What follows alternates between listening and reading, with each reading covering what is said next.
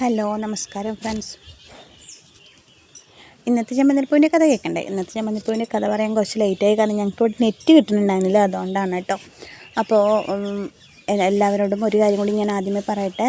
എൻ്റെ കഥ ഫുള്ളായിട്ട് സ്കിപ്പ് ചെയ്യാതെ എല്ലാവരും കാണുക, എന്നിട്ട് എൻ്റെ ചാനലൊന്ന് ലൈക്ക് ചെയ്യുക, ഷെയർ ചെയ്യുക, സബ്സ്ക്രൈബ് ചെയ്യുക.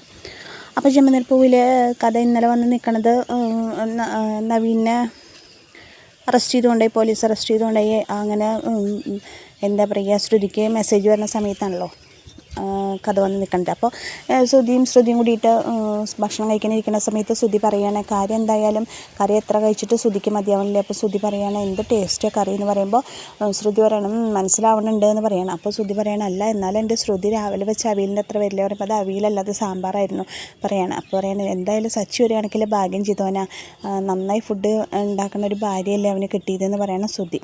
അപ്പോൾ ശ്രുതിക്ക് അത് തീരെ പറ്റേണ്ട. അപ്പോൾ ശ്രുതി പറയണം, സമ്മതിച്ചു, എനിക്ക് രേവതിയുടെ അത്ര ഫുഡ് ഉണ്ടാക്കാനുള്ള കഴിവൊന്നുമില്ല എന്നൊക്കെ പറയണം. പക്ഷേ ശ്രുതി നീ ഉണ്ടാക്കുന്ന കറികളൊക്കെ നല്ലതാണ്, സൂപ്പറാണെന്നൊക്കെ പറഞ്ഞിട്ട് ശ്രുതിയെ സോപ്പിടാണ്.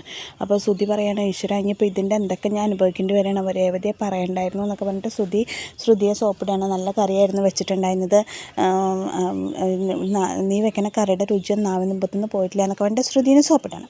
മതി വല്ലാതെ സോപ്പിടണം, നീറ്റ് കൈ കഴുകുക പറയണം. അങ്ങനെ ശ്രുതി കൈ കഴുകിയിട്ട് അകത്തേക്ക് പോകുന്ന സമയത്താണ് ശ്രുതി ഫോണിലെ മെസ്സേജ് നോക്കുമ്പോൾ കാണാം അതിൽ ആൻ്റണി മെസ്സേജ് അയച്ചുകൊണ്ട് നവീൻദാസിനെ പോലീസ് അറസ്റ്റ് ചെയ്തിട്ടുള്ള വീഡിയോ.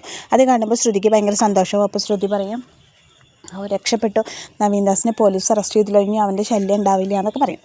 അത് കഴിഞ്ഞിട്ട് രേവതി സച്ചിനെ വിളിക്കുന്ന സമയത്ത് സച്ചിയെ കാണാനില്ല, ഫോണിൽ വിളിച്ചുകൊണ്ടിരിക്കുന്നു, സച്ചി ഫോൺ എടുക്കുന്നില്ല. അപ്പോൾ രേവതി ഇങ്ങനെ സ്വയം പറയുന്നുണ്ട്, എത്ര നേരമായി ഞാൻ വിളിക്കുന്നു, സച്ചിയേട്ടൻ എന്താ ഫോൺ എടുക്കാത്ത, സച്ചിയേട്ടൻ എന്താ പറ്റിയേ, ഒന്ന് ഫോൺ എടുത്താൽ എന്താണെന്നൊക്കെ ഇങ്ങനെ തനിയെ ഇരുന്നിട്ട് സച്ചിനെ വഴക്ക് പറയാണ്. ആ സമയത്ത് സച്ചി പിന്നെ വിളിക്കുമ്പോൾ സച്ചി ഫോൺ എടുക്കണം. അപ്പോൾ സച്ചിയേട്ടൻ എവിടെ, എന്താ ഒന്ന് ഫോൺ എടുത്ത് വയ്ക്കുമ്പോൾ ഫോൺ എടുക്കാൻ സൗകര്യമില്ല പറയാം. ഇപ്പം അങ്ങനെയായി, ഞാൻ ഒന്ന് വിളിച്ച് ഫോൺ എടുക്കാൻ എന്താ സച്ചിയേട്ടൻ എവിടെയാണെന്ന് അറിയാതെ ഞാൻ എത്ര ടെൻഷനായി എന്നറിയോ എന്നൊക്കെ പറയാണ് രേവതി.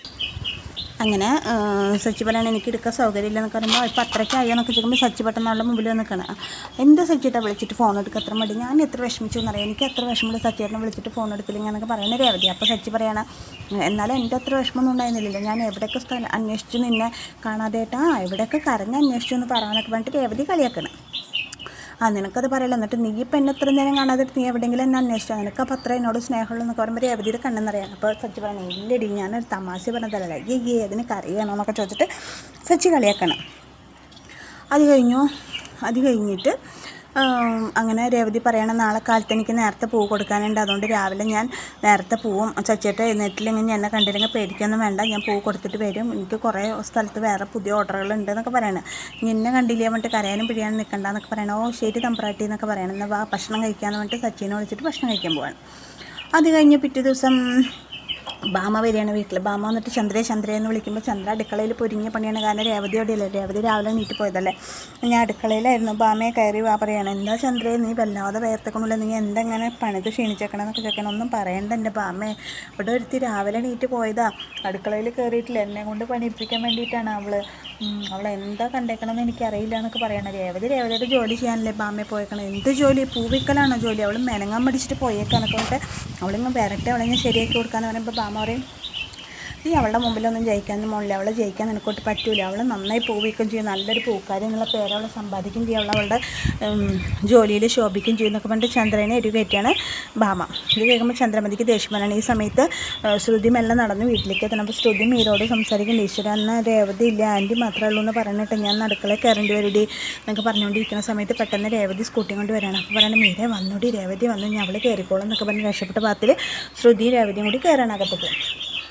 അപ്പോൾ അങ്ങനെ അകത്തേക്ക് കയറുമ്പോൾ നിൽക്കവിടെ, നീ എന്താ നിൻ്റെ ഉദ്ദേശം, നീ എന്താ എന്നെ പണിയിപ്പിച്ച് വേലക്കാരിയാക്കാൻ വേണ്ടിയിട്ടാണെന്നൊക്കെ വെച്ചിട്ട് ചന്ദ്രമതി രേവതിയോട് അട്ടഹസിക്കുകയാണ്. അപ്പോൾ രേവതി പറയും, ഇതിപ്പോൾ എന്നോട് മാത്രം പറയുള്ളൂ അമ്മയ്ക്ക്, ഇത് ഇങ്ങനെ ഒരാൾ പോയിട്ട് ഇപ്പോൾ വന്ന സമയമില്ല, അവളോടൊന്നും പറയാനില്ല ചോദിക്കുമ്പോൾ ഉത്തരം മുട്ടാണ്. അപ്പോൾ ബാബ പറയുന്നത്, എന്തിനാ ചന്ദ്രയെ വെറുതെ ആവശ്യമില്ലാത്ത നിൽക്കണത്, അവൾ പൂ വിൽക്കാൻ പോയതല്ലേ, അവളുടെ ജോലി ചെയ്യട്ടെ എന്ന് പറയണം. അവളെ എന്നെ കൊണ്ട് മനഃപൂർവ്വം പണിക്കാൻ വേണ്ടിയിട്ട് അവളൊരു പൂ വിൽക്കല്ലേ, അവൾക്ക് ഇവിടെ ഒന്നും ചെയ്യണ്ടല്ലോ, തോന്നി നേരത്തെ കയറി വന്ന് ഇവിടെ എല്ലാം ചെയ്തിട്ടുണ്ടാവുമല്ലോ എന്നൊക്കെ പറഞ്ഞിട്ട് ചന്ദ്രമതി രേവതിയെ കുറ്റപ്പെടുത്തിക്കൊണ്ടിരിക്കുകയാണ്.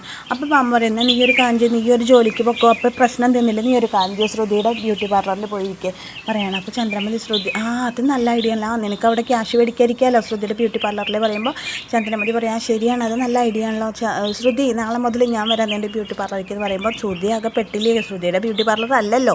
അപ്പോൾ ശ്രുതി ആൻറ്റി അവിടെ വരേണ്ട ജോലിയൊന്നും അവിടെ ഇല്ല, അവിടെ ഓൾറെഡി സ്റ്റാഫ് ഉണ്ടല്ലോ, ആൻറ്റിക്ക് ഇപ്പോൾ അവിടെ പറയത്തക്ക ജോലിയൊന്നുമില്ല, ഒരു കാഞ്ചി ആൻറ്റി നന്നായി ഡാൻസ് കളിക്കില്ല, ആൻറ്റി ഒരു ഡാൻസ് സ്കൂൾ തുടങ്ങാൻ പറയാണ്.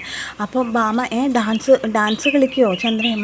ആൻറ്റി സൂപ്പറായി ഡാൻസ് കളിക്കും. ഞാൻ പറയാം ആൻറ്റി ഒരു ഡാൻസ് സ്കൂൾ തുടങ്ങിയാൽ ഇഷ്ടം പോലെ കുട്ടികൾ വരും, അങ്ങനെ കുട്ടികൾ നിറയും, അങ്ങനെ ഇന്ത്യക്കകത്തുനിന്നും പുറത്തുനിന്നൊക്കെ നിറയെ കുട്ടികൾ വന്നു കഴിഞ്ഞാൽ ആൻറ്റി വലിയൊരു ഡാൻസ് സ്കൂളിൻ്റെ ഉടമസ്ഥയാവും, ആൻറ്റിക്ക് നല്ലോണം സമ്പാദിക്കാൻ പറ്റും, ഒരു വർഷം കൊണ്ട് ആൻറ്റി തിളങ്ങും എന്നൊക്കെ പറഞ്ഞിട്ട് ശ്രുതി അരികയറ്റാണ്. അപ്പോൾ രേവതി ഇത് കേൾക്കാൻ പറയും അമ്മ ആവശ്യമില്ലാത്ത പണിക്ക് നിൽക്കരുതിട്ട്, അമ്മ പറയും നീ പൊടി, അത് ഞാൻ എൻ്റെ ഇഷ്ടത്തിന് നീ ആരെ പറയാമെന്നൊക്കെ ചോദിച്ചിട്ട് രേവതീനെ ചന്ദ്രമതി പരിഹസിക്കാൻ. അങ്ങനെ ചന്ദ്രമതി ഡാൻസ് സ്കൂൾ എന്ന സ്വപ്നത്തിൻ്റെ പിന്നാലെയാണ്. അപ്പോൾ ഇതിന് വേണ്ടിയിട്ടുള്ള അഡ്വർടൈസ്മെൻറ്റും ഫോട്ടോസും വീഡിയോസൊക്കെ ഞാൻ ശരിയാക്കിക്കൊള്ളാമെന്ന് പറയുന്ന ശ്രുതി. അങ്ങനെ ചന്ദ്രമതി ഡാൻസ് സ്കൂൾ എന്ന സ്വപ്നത്തിൻ്റെ പിന്നാലെ പായുന്ന സമയത്താണ് ശ്രുതി റൂമിൽ പോയി ഇത് പറഞ്ഞു കഴിഞ്ഞിട്ട് ബാമ പോയി. അത് കഴിഞ്ഞിട്ട് രേവതി മോളിക്ക് കയറിപ്പോഴേക്കും ഇവിടെ ഡാൻസിൻ്റെ സ്റ്റെപ്പൊക്കെ ഇട്ട് തുടങ്ങി ചന്ദ്രമതി. അങ്ങനെ ചന്ദ്രമതി ഡാൻസ് സ്കൂൾ എന്ന സ്വപ്നത്തിൻ്റെ പിന്നാലെ പോകുന്ന ആ ഭാഗത്താണ് ഇന്നത്തെ ചെമ്പനീർപ്പൂവിൻ്റെ എപ്പിസോഡ് അവസാനിക്കുന്നത്. അപ്പോൾ കൂട്ടുകാരെ ഞാൻ വീണ്ടും പറയണം, എൻ്റെ കഥ കേട്ട് ഇഷ്ടപ്പെട്ട കൂട്ടുകാരൻ്റെ ചാനലൊന്ന് ലൈക്ക് ഷെയർ ചെയ്യുക, സബ്സ്ക്രൈബ് ചെയ്യുക. താങ്ക്